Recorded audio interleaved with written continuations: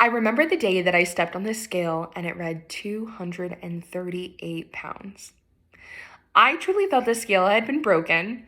I wish you could have seen me examining it, stepping on and off, absolutely sure that it was incorrect. It had only been 4 months since I had last weighed myself, and there was no way that in such a short amount of time I had gained 40 pounds. I even remember my exact thought process. My clothes are tighter, but they still fit.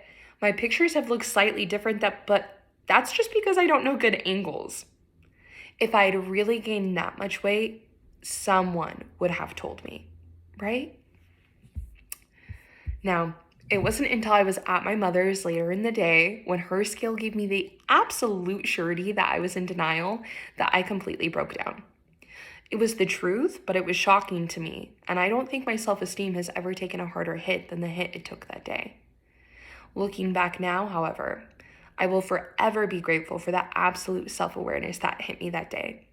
It wholly changed my life for the better. Starting the weight loss process was hard, though. It was not all rainbows and butterflies. It was actually quite the opposite. Although a majority of the weight had come from birth control and depression, I can't say that binge eating and a lack of physical activity didn't help contribute. My diet contained of what I wanted, when I wanted, and what I wanted consisted largely of fast food. My exercise routine was no more than the anxious thoughts that ran through my head while I was lying in bed. I remember feeling motivated but helpless. Knowing that there was so much change that had to be made was intimidating. And even though that the change was for the better, it was terrifying. Now, this speech is not here to explain specifically what I did to lose the weight. There's not a singular magical answer as to how I lost it. There was a collective of different methods that all slightly worked together to get me where I am today. I can now stand here 4 years later, though, grateful for all of the individual methods that brought together to give me the combined knowledge that I'm able to view the world through now.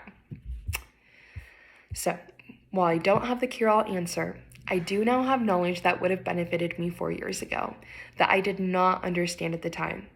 If you are going through the same journey currently, I hope it can help you. Here's that information. First, there's not necessarily a right answer. While I was initially starting this journey, I looked anywhere and everywhere for the answer on how to lose weight quickly. I wanted it gone with as minimal effort as possible. I tried keto multiple times, and while it may have helped me lose some weight, it made me feel like absolute garbage, even when I was doing it right. I tried watching my macros, I tried watching my calories, I was working out consistently, and in fact, I was able to lift the heaviest I've ever been able to in my entire life. However, although I was gradually losing a good amount of weight, something still felt wrong.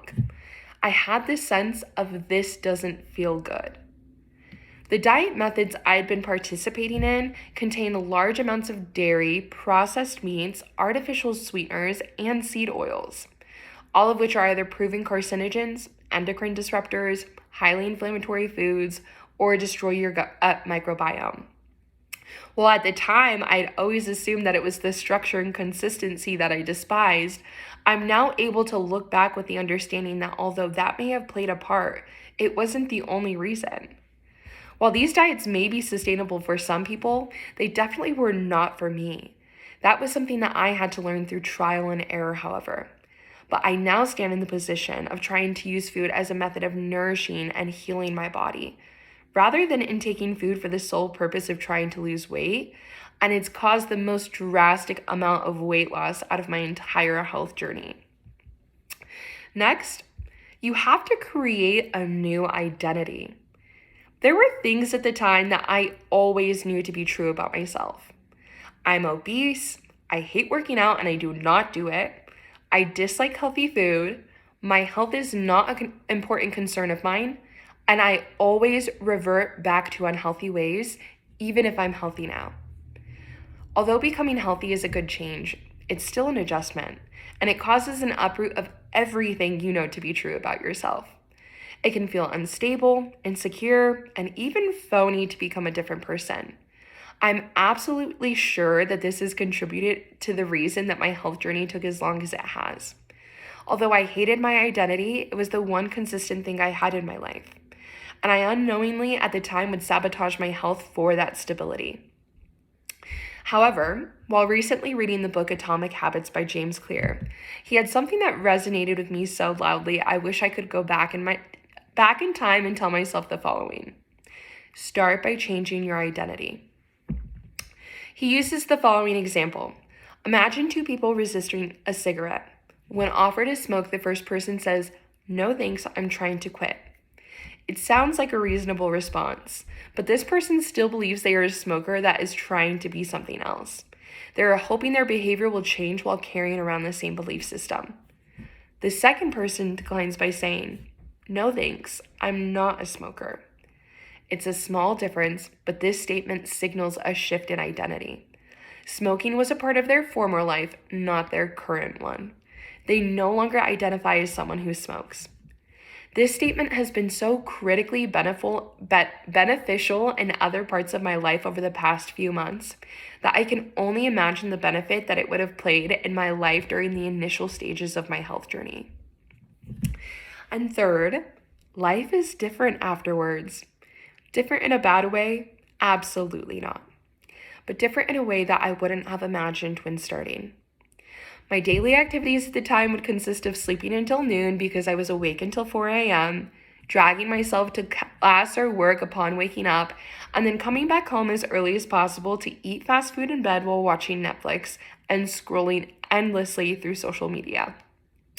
My monthly activities at the time consisted of trying on clothes to find something, anything, that fit right, visits to the grocery store to pick up on stock up on processed foods and TV dinners, and sad drunken nights at the bar. My daily activities differ so much now, not because I've become healthy, but because they're intentional. Not with the intention of weight loss, but with the intention of caring for my body. I go to sleep early so I can wake up early while having had enough rest to benefit my hormone health. I choose to cook daily with healthy, fresh foods to reduce the inflammation in my body and provide it with the nutrients it deserves, while avoiding foods that are ultra-processed in order to help remove pesticides and carcinogens from my diet. I spend time in nature and schedule time to move my body because when I do it consistently, I feel my best.